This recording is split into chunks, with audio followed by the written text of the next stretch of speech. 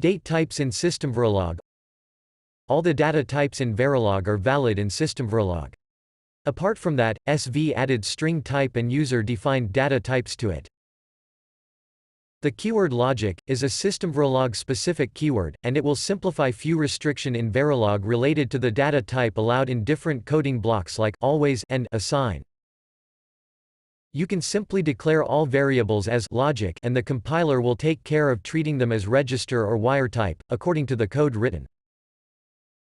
Systemverilog also supports the string type data in test bench code. They are declared using the keyword string, and are not synthesizable. You can also define your own data types in Systemverilog using typedef statement. It also supports enumerations, structures, unions and classes. All of them are synthesizable, except class should be using only in a test bench code.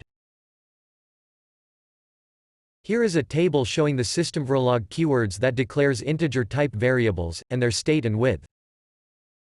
Short int is 16-bit wide, int is 32-bit, and long int is 64-bit wide.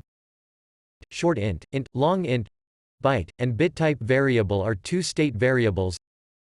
That is, they cannot hold x and z values. Logic, reg, integer and time type variable are four state variable which can hold x and z values in simulation.